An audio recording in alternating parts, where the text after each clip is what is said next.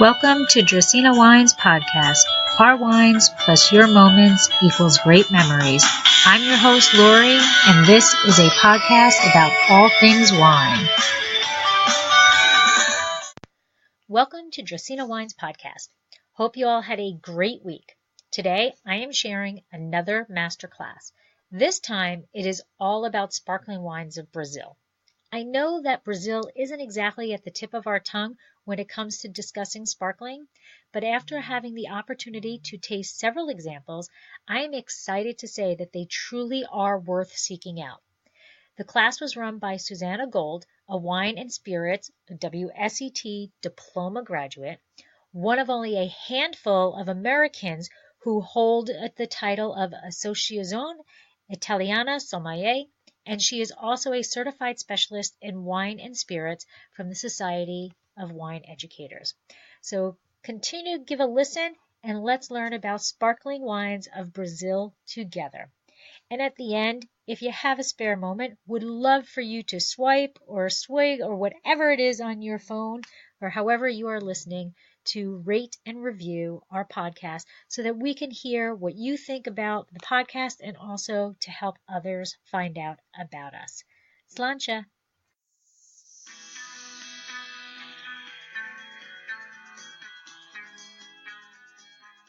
I'm glad that you're here, discovering your inner Brazilian. A tagline that I really like that they have on their towels. Discover your inner Brazilian. So I'm first going to just show you a couple of things about Brazil, and then show you the new campaign that they're bringing out. So Brazil, Wines of Brazil with an S. Wines of Brazil with an S, but Brazilian wine with a Z. On Twitter and on Instagram, just FYI if you're looking for it.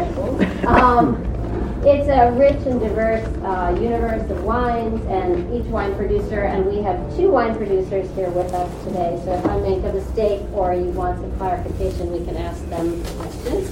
In the back, Cassio from Longo and Bruno from Nova Aliança. We also have people from the consulate here, so thank you very much for coming. And of course, Rafael from Wines of Brazil. And I'm Susannah, I believe you all know me. So what Brazil has discovered is that they have traditions, both old and new, and they are promoting that in their wines. So old, because as you will hear in our discussion, they have a long history in viticulture, and a lot of the people who have founded the Brazilian wine industry are of Italian origin. So they have a very long tradition in wine. And also new, because it is the new world. It's a different climate, a different country, and they bring both of those currents together. So this is the new campaign, and it's called a Sparkling New World, because what we are focusing on in Wines of Brazil are sparkling wine. A completely different sparkling wine. So they say structure is good, but freedom is sparkling. And diversity is good, but dedication is sparkling. So they're very dedicated. They have a diversity of grape varieties that they're focusing on and wine styles, but they're really focused on sparkling wine, especially for the export market. They want to become one of the world-famous wine destinations for sparkling wine. Okay? And you'll see why. They also continue with this campaign. Routine is good, but pleasure is sparkling, and I happen to agree with that. I could drink sparkling wine every day of my life, all day long, at every meal. I don't know about you, but I would be very happy if that were sort of my wine experience. And experience is good, but youth is sparkling, and we can probably all agree about that. The youth is sparkling, and the Brazilian wine industry is young. Everyone I met when I was in Brazil seemed to me to be under the age of, not 40, but 30. I mean, really young. Everybody was very young, and it was exciting. It was exciting to see so many young people involved in the wine industry. Knowledge is good, but vision is sparkling. So let's talk a little bit about the brief history of wine in Brazil. And Team Afonso de Souza, who came from Portugal, and he brought grapes. So as I was saying, in 1532, Martim Afonso de Souza came from Portugal, and he started growing grapes. But he started growing grapes in an area in Brazil that was unfortunate and impossible for him to grow grapes. So in northern Brazil, in southeast Brazil, in the captaincy because Brazil was colonized in the 1500s by the Portuguese. And they created 15 captaincies, that's what they're called, in Brazil. But the first time the grapes were brought here was in 1532. Then a member of that same group that had colonized Brazil with these grape varieties decided to try to plant vinifera in a different part of Brazil, also not successful because of the climate. And has anyone, apart from the Brazilians, have any of you guys been to Brazil? And you've been to Brazil? Have you been to the south? No, north. So I had never been to Brazil until January. So my image of Brazil was completely different than the Brazil that I discovered. And maybe yours is too if you have not been to Brazil. And in 1626, the Jesuits came to Brazil and they started really growing vinifera, but for church functions. So the church was allowed to grow grapes and use wine, and that was the beginning of the industry. And then Portuguese immigrants in the 1730s emigrated to Brazil from the Azores, and they also tried to grow grapes. Again, not that successful. Finally, however, in 1789, the Portuguese decided to ban the sale of grapes and wine in the country because it was competing with their own sales.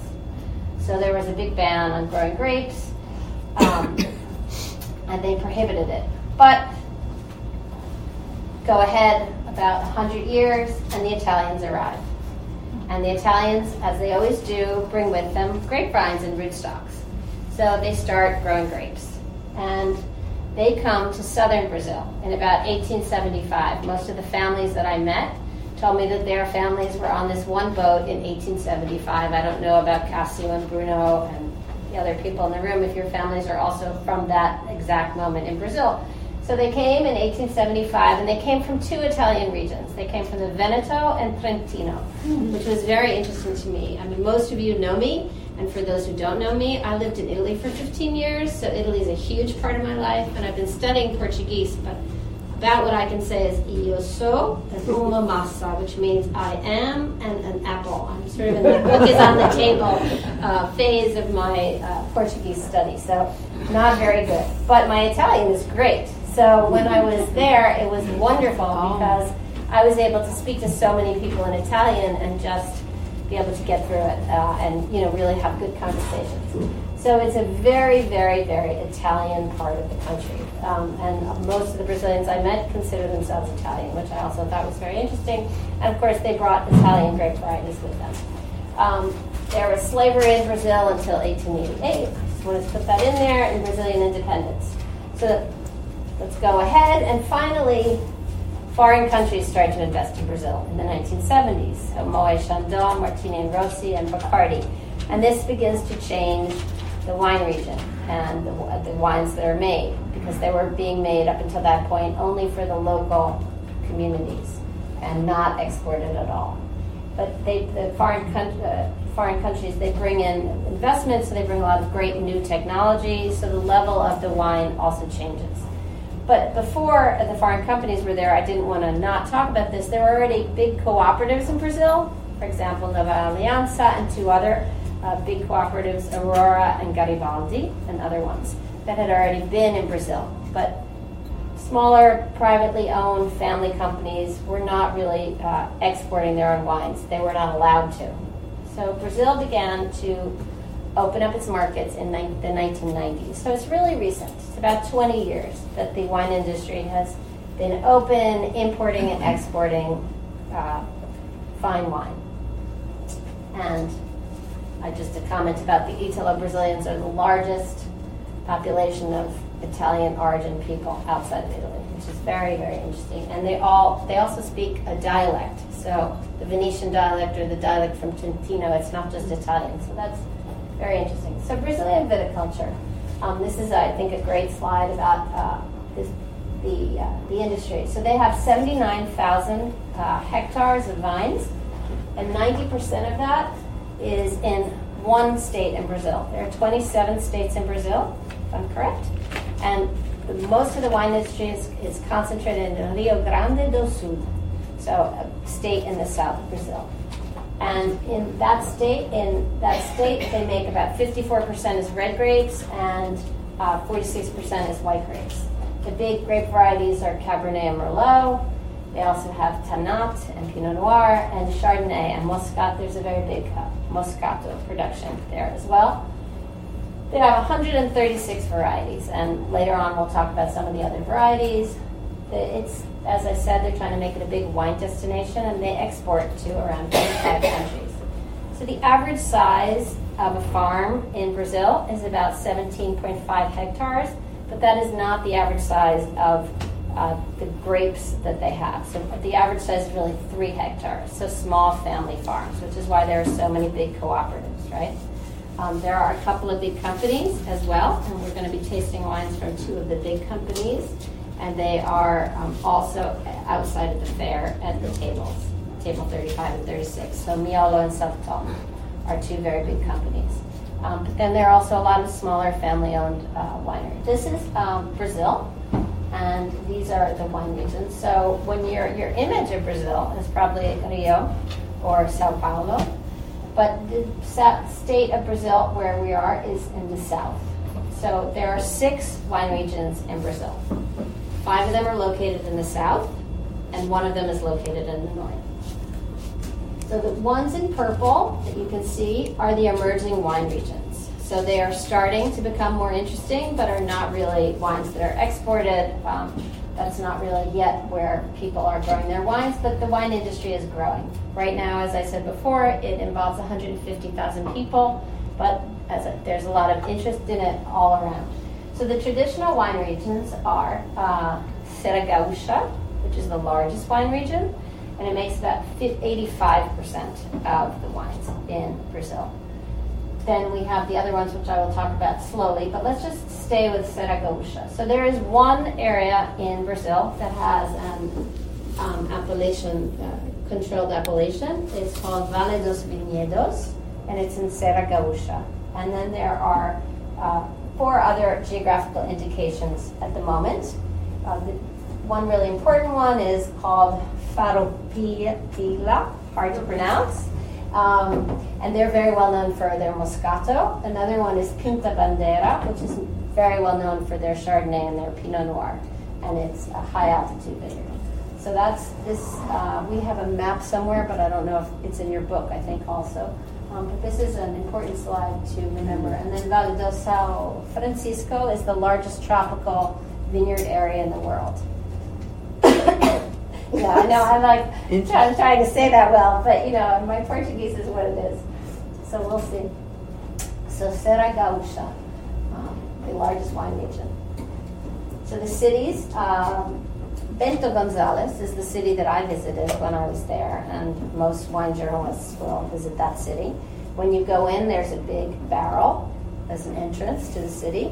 It's a really beautiful wine destination, and they have a lot of nice hotels also. And as I said, it's responsible for 85% of Brazilian wine production. It's a high altitude region as well. It's 400 meters to 800 meters, or around 1,500 feet to 2,500 feet. And it's great for white sparkling wines and early grapes, meaning grapes that you can pick early. The climate is temperate. It's humid, but it's not the way you might think it was. I was there in the summer because January is, of course, the summer. It was around 75 degrees. It was not 100 degrees. It was much more comfortable than it was in New York in the summer. This summer, there is a risk of hail and frost. Those are some of the problems that they have, and the soils are basaltic soils. So the grapes, Rafael is opening wine for you. We will be tasting wine as I talk to you. So the grapes in this region are Chardonnay, Moscato, and a grape that is very well known in Brazil is Riesling Italico, which is Italian Riesling. It is not the same grape variety as Riesling Renano, which is German Riesling.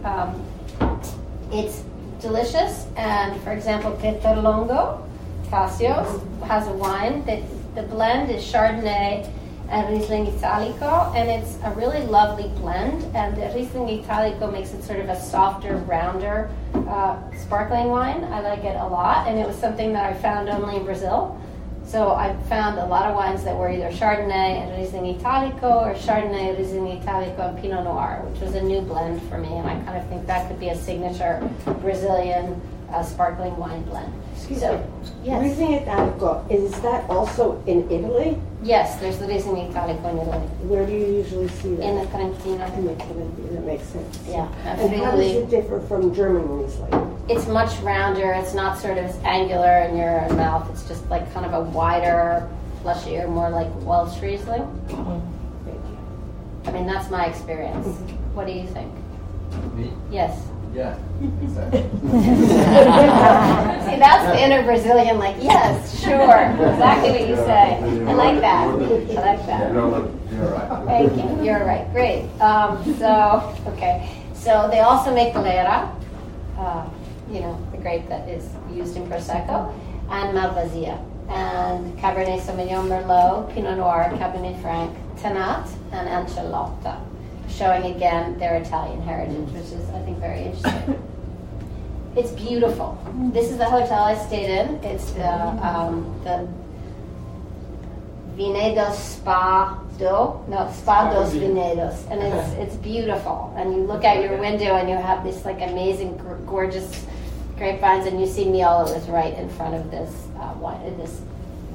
hotel, and it's just incredibly beautiful rolling hill kind of countryside that reminded me of being in the Veneto, and I was very surprised. That was not what I had expected.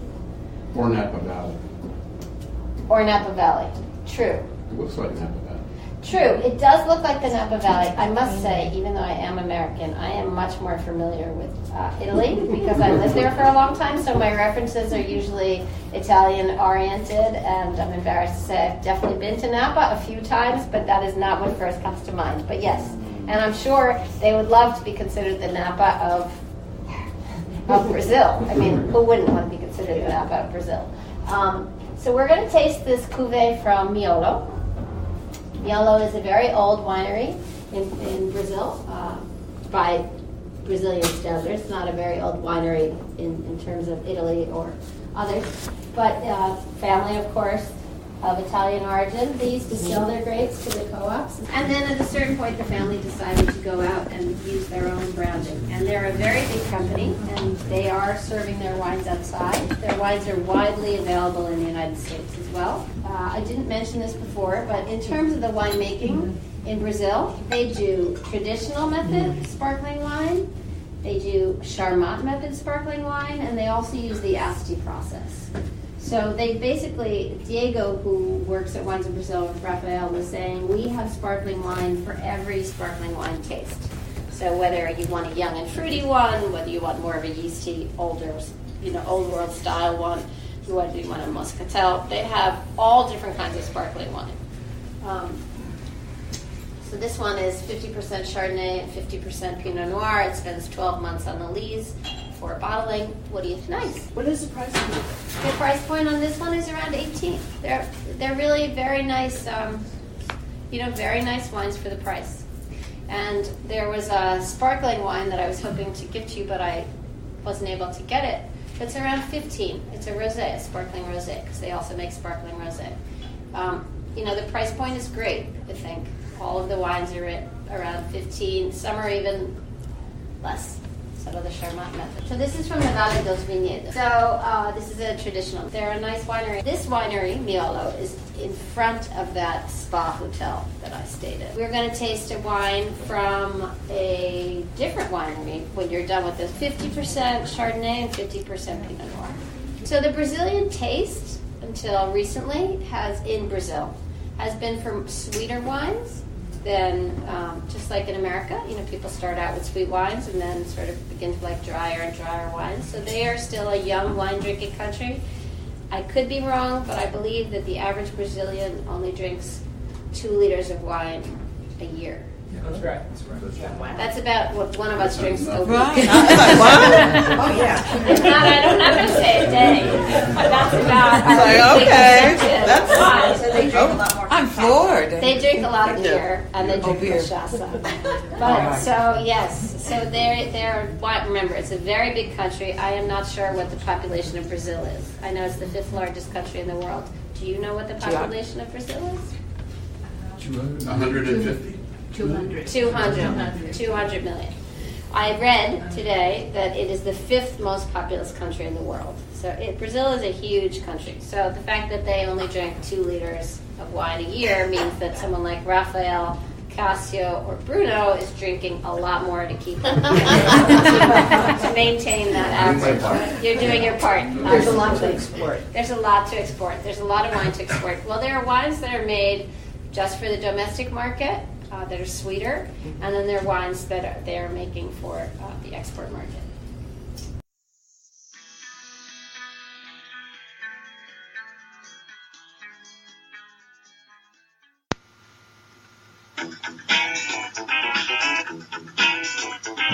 Did you know that Dracaena Wines now has a wine club? We named it the Chalk Club. Draco is on our label, but Vegas was getting a little jealous, so we decided he deserved to be our club spokesdog. In Las Vegas, betting chalk means that you are betting on all of the favorites. We are betting that we are one of your favorite wineries, so we thought the name was apropos. The club is simple, yet a bit different than most. When you wager on us, we will ship you 3 bottles of wine twice a year, once in April and once in September. You can choose all red or mix of red and rosé. You immediately receive 15% off of all your wine purchases throughout the year, but what makes our club stand out is the progressive discount. Let your club membership ride into the next year. Your discount increases. Each year you parlay your membership, you receive an additional 5% off up to a planned maximum of 25%. Your club shipments are discounted to a flat $15, plus we'll cover your club shipping cost for your second shipment. That's $15 house money in a sure bet for you. So please head to our website, dracaenawines.com, and find out all of the benefits of joining the Chalk Club and how to sign up. We've stacked the odds so that you can get our award-winning wines without breaking the bank.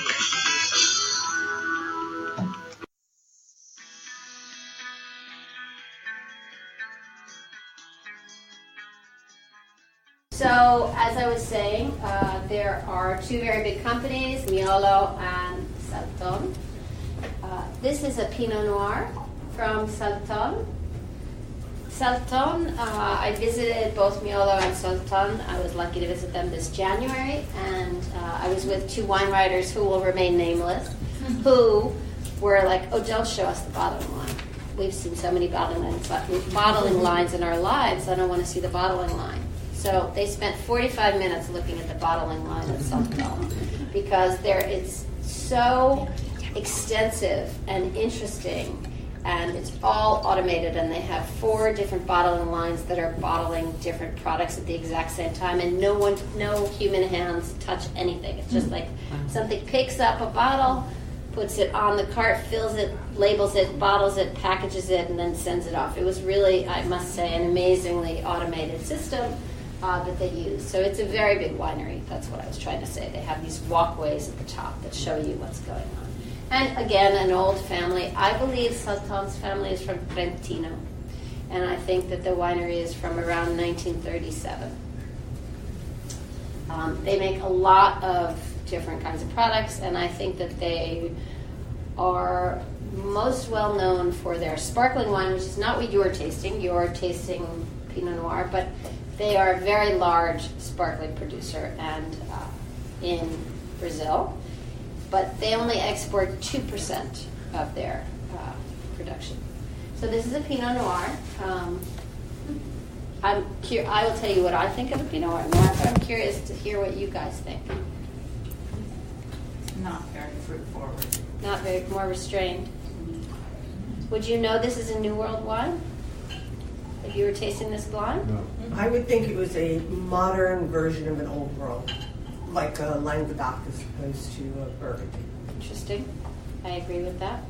Definitely doesn't taste like a burgundy. No, but would you know that it was a New World? Would you think you would know? You would think Chile. No. Oh, maybe. I would think so. I think Uruguay or Argentina.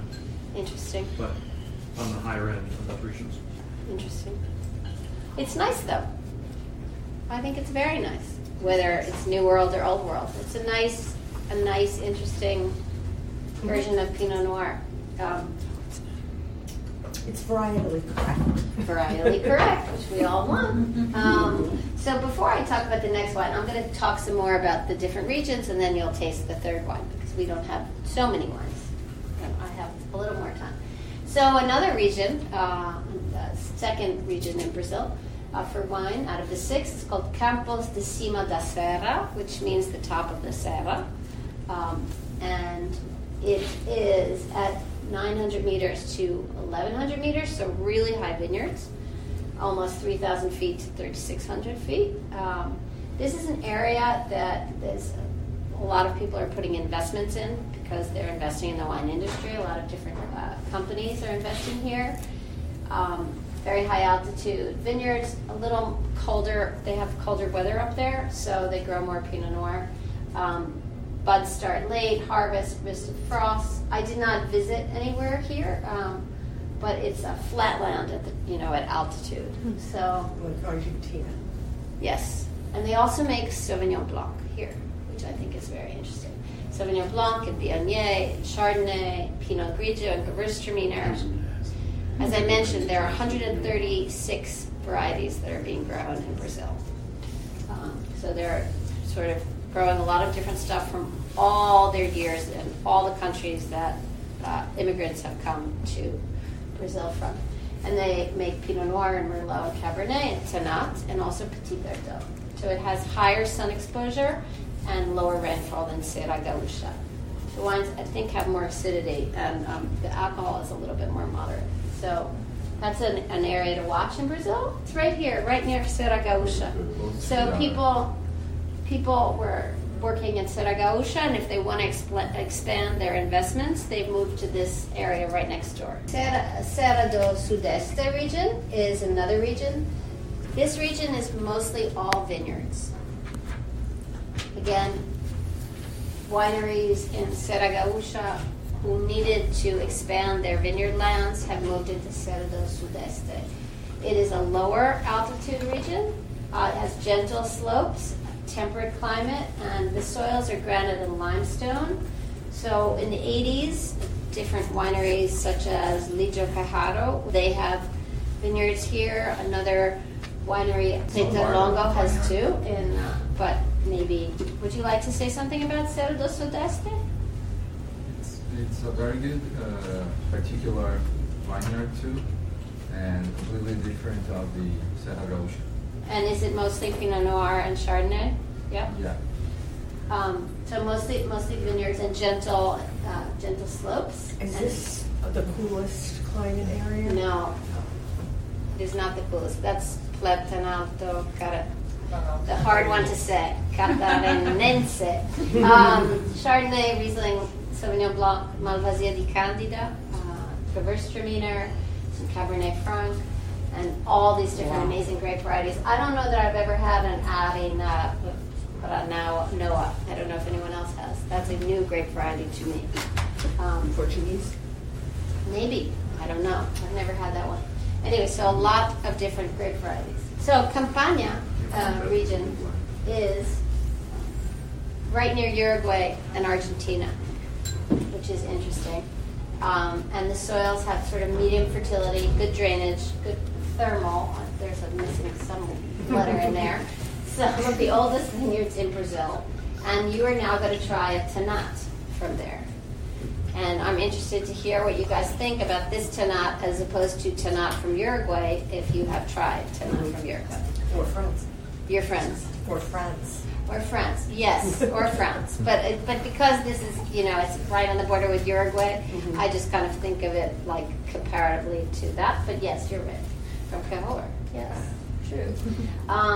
So these vineyards are much lower. They're, about 300 feet to 1,100 feet, which is not, small, but short. And the soils are different. They're sandstone, clay, and sand. And a lot of wineries also are developing vineyards in this area. but they're growing mostly red grapes. And all of this there's no phylloxera down there. There's no phylloxera, but they're all planted on, American rootstocks. The industry is planted on American rootstocks here as well. Yeah.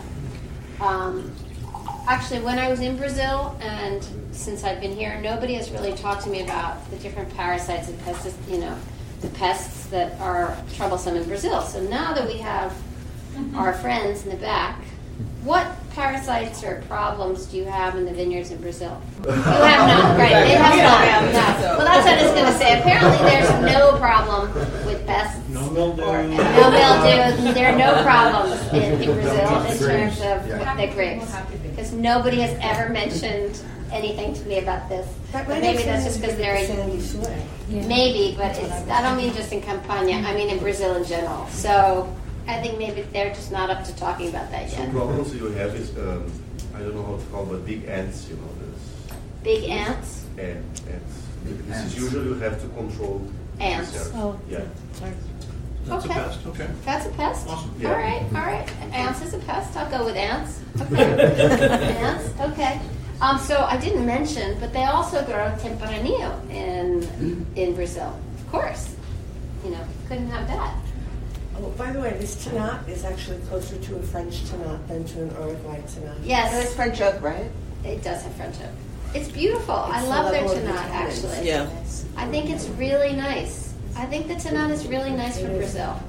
And I'm not sure if that's going to be an easy sell to the Americans, Tannat from Brazil, but I think it should be because it's very nice. I find it less rustic than the one from Uruguay, not as alcoholic, easier to drink. Some of the nice qualities that I get from Tannat from France or from some of the ones from Uruguay, but often the ones from Uruguay, I feel like they're hitting me over the head with a big piece of wood. But I think this is a nice version of Tannat, and I could definitely see this selling well once people start liking Tannat. I think it's an alternative to Uruguay and Tannat. They also grow Marcelon. Has anyone had Marcelon? Mm-hmm. So Marcelon is a cross between Grenache and Cabernet Sauvignon, which I really like. Also very hard to sell, but they grow a lot of it in Brazil. They also grow a lot of Tiroldigo in Brazil, which shows their Italian origin. The price point should be around 20. So I was asking Rafael if the word gaucho on a horse came from this area of Brazil, but did you say yes or no? Yes, I think so. I think that's where it's from. So this is what it looks like in this area of Brazil, which is so surprising to me. It's really amazing that it looks this way. So these are the highest vineyards. Was that your question? So Planalto Catarinense region is the highest. So they're also therefore the coldest? Yes. I thought the ones further south might be colder. It is the rainiest. But it says the lowest temperatures there. Yes, because it's a high altitude plain, right?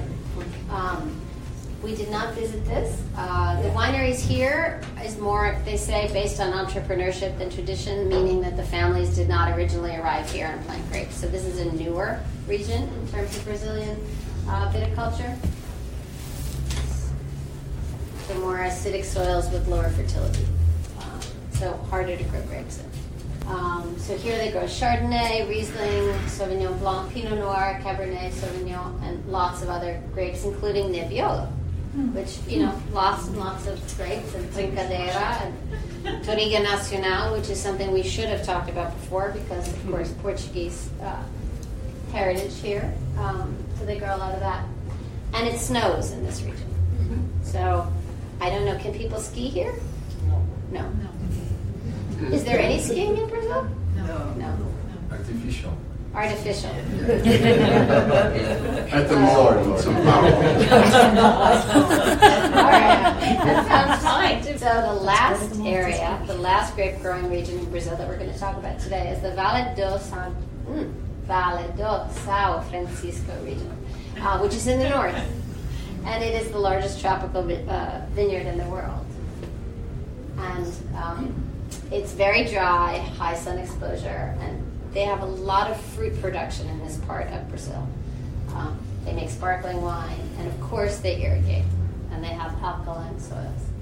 So I love this picture, which I'm going to show you in a minute, the climate conditions allow for controlling of the production cycle. So they have a very specialized workforce because they're always growing grapes throughout the year and harvesting. The 2 harvests? 2 harvests. They do 2 harvests a year. And so in one vineyard, so this is one vineyard, so it's a continuous cycle. And they can do this through irrigation and pruning. So one part of the vineyard is the summer, another part of the vineyard is winter, another part is autumn, and another part is spring. So the people who work in these vineyards, of course, are very specialized. And I think that's something that you only see in Brazil. Actually, with climate change, we may see that in other parts of the world too. Let me take that back. But at the moment, we see this in Brazil. So I think I was really excited when I learned that. I thought that was something very different that I knew nothing about. And I was excited about that. So, all right. So this is a fun little chess game that I guess Maurizio, who is a sommelier who works with Wines of Brazil, put together as sort of an image of the Brazilian wine industry. So the king, of course, it should be the queen. It was just International Women's Day, but the king are the sparkling wines, and that's sparkling wines made in the traditional or the Charmat method. And the queen is Merlot, because that's what they're really pushing right now and really interested in promoting. And then the bishops are Moscato-based sparkling wines that have honey. Carmen Miranda? Yes. I'm sorry? Yes. Yes. Carmen Miranda? Yes. And then the knights are the red wines. They don't have a picture of Touriga Nacional up there, but I think they should. So Cabernet, Tannat, Pinot Noir, and Touriga. And then this is to show you. Mauricio has a sense of humor to put this together. So, who is that soccer player? Cristiano. Right? So, yeah, he's not used to seeing him out in that underwear commercial. I'm like, oh, wait, who is that? Who is that? You're not used to him with his clothes on. Yes, exactly. That's what I started trying to say. But anyway, Portugal, Spain, Italy. And then the castles are all of the white wines that they make in Brazil. So Riesling Italico, Moscato Chardonnay, Viognier, Sauvignon Blanc, and Alvarinho. And then this is a whole other aspect of the industry which we have not discussed, but maybe Nova Alianza can discuss it with us. Grape juice.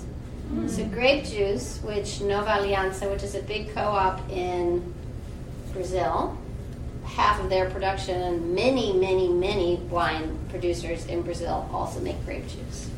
So it's a huge industry in Brazil, just grape juice. And the grape juice is totally different from grape juice here in the United States. It is not sugary, it's delicious, and they're doing a big push on their grape juice soon too. And those are the pawns that will help advance the rest of the scam, the chessboard. So that is the industry. And just about grape juice, for example, my son, I never let him drink grape juice because I don't like the American kind of grape juice with lots of sugar. But this was delicious, and I brought home a little package of it, and he really liked it. And it's, I'm thinking about dry January. You don't have to give up your juice. So, thank you for coming. Thank you. And I hope you let's try a different one. Great. So let's go back to Tannat. I'm sorry I don't have that tech sheet up right now, but I will. Let's go back to this. But so these are the areas in purple that are emerging, and I just think it's very interesting, and when you go there, you'll see why it's such an interesting wine destination that should be on your bucket list of places to go. Very sort of place you can speak your Venetian or Trentino dialect, which is also strange. I ate risotto every day for lunch in the summer, and I came home, I gained like 4 pounds from like a week in Brazil, and I thought, what? I thought I just, have kind of too much meat, but no, I had too much risotto. I mean, that was like the last thing in the world that I was thinking would be happening. But it's an exciting country, and the wine business is really young. So we'll see where they go. They're really doing a big push on promoting, sparkling wine and sparkling wine destination. Sure. Yeah, I had a question about the reds and the aging protocol that they normally go through. And Which are the ones that you've tried? Just in general. I mean, are they doing a lot of barrel aging? They I've are tasted doing a lot of bit barrel wood on aging. some of They're these. doing a lot of barrel aging. I had done a tasting of wines of Brazil in 2013 with Snooth and like a whole blogger grouping. I don't know if any of you were there. Were you there too? You were there. So I remember tasting the wines and thinking they were super oaky. And I remember really liking some of the sparkling wines. And I looked back at my notes after I met and visited Wines of Brazil, and I was like, oh, that's interesting. I think they used to use a lot more oak, and just like everywhere else, they're kind of moving away from oak. Is that what you find, Cassio? Are people moving away from using as much sort of heavy oak? Yeah, it's changing a bit. It's changing. Mostly, at the most, 10 or 12 months of oak. On oak, okay. And they're also, I forgot to mention this, so one of the other things that Brazil is promoting is, in addition to sparkling, that their wines are low alcohol. So you don't find 15% alcohol. You find really, 13, 12 and a half. So that's nice. I like that direction of lower alcohol wines. I find them easier to digest and to drink and to pair with food. Of course, their cuisine is heavily meat-oriented, but we all know that. And in the South, heavily Italian-oriented in terms of the foods. And I'm trying to think about the oak aging. So I did see some very fancy and enormous, cellars, like at Valduga, which is another very big winery, at Miolo and at Salton. But not all of the wine is aged in oak barrels, and mostly a mix, French and American, depending on. And somebody was talking about Slavonian oak. I don't remember right this minute who it was, one of them, but I don't think there is an indigenous barrel in Brazil, and I don't actually know if there are cooperages in South America where people buy wood. Does anyone? I have no idea. I don't know if there's any, if there are cooperages there. And most of it is under cork. What's sort of going on with screw cap in, I guess, table wines, which are the sweeter juice, is under screw cap. But most fine wine is with cork in Brazil, would you say? Correct. Correct? Yes? Fine? Yeah, the finest wines are With cork, not under screw cap. not in. Yeah. Yeah. Any other questions? Anybody think? doing stainless or concrete? I didn't see any concrete eggs, concrete eggs, but I did see people do have old concrete, of course, and they use it. And a lot of people use stainless. Yeah. Yeah, a lot of stuff. Susannah, is there phylloxera there? Are they, do you know? I think there was phylloxera there, so they are grafted onto American rootstocks. In fact, I didn't put it into my sort of history of Brazil, and I don't think you were here when we were talking about that, but at a certain point, before they planted Vitis vinifera, they were planting American hybrid grapes. And they didn't really take off. So, they've been a wine, it's not quite the history of South Africa, but they also were a wine-producing region early on, and then for a whole host of different reasons, we're not producing wine. So it's a very young industry. It's really the last 20 years that they've been producing wine. Any other questions? What did you think of this last wine? Did you like it? I like Did you like one it? better. You like the second one better? The first. The first one better. You like the first one better? Did you find this oakier? It's more closer to the Tannat of your gold. Okay, well so these are two different expressions of Tannat. Not as rustic as Au revoir, but definitely Right. close. Right, towards New that World. direction, more New World. Well, that's interesting. And Brazil has this, they like to drink wine in this glass. very This cute. is like the Brazil glass. I don't know why, but they really like to drink their wines in this glass. So this is the Brazil glass. And It's a very nice glass. They like that a lot. And they're also trying to get away from this sort of Brazil is only samba and carnival, and it's a serious country. And no, fun is good, but fun, pleasure, sparkling wine kind of fun. A serious wine drinking and wine exporting country. So we'll see. how long it takes to catch up to some of the other sparkling destinations, but it should be on your radar for your next wine trip, because it is really beautiful. And the roads were I thought the roads were fine in terms of driving around on your own and making appointments, and a lot of places have tasting rooms, and they seemed really open to visitors, which is nice. Really nice. So thank you for coming. Thank you. I hope you learned something, enjoyed it. I look forward to send you guys. Thanks for listening to Dracaena Wines Podcast. If you have suggestions on what topics you would like us to discuss, please reach out to us on social media. You can find us on Twitter, Instagram, Pinterest, YouTube, Facebook, Snapchat, Google, and Periscope as @Dracaena Wines.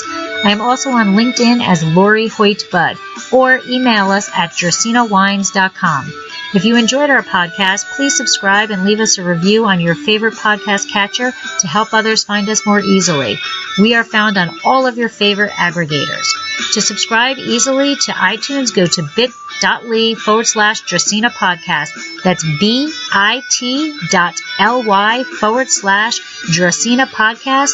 And that's a capital D for Dracaena and capital P for podcast. Please check out our award-winning wines and find out about our wine club at dracaenawines.com. And remember to always pursue your passion. Sláinte!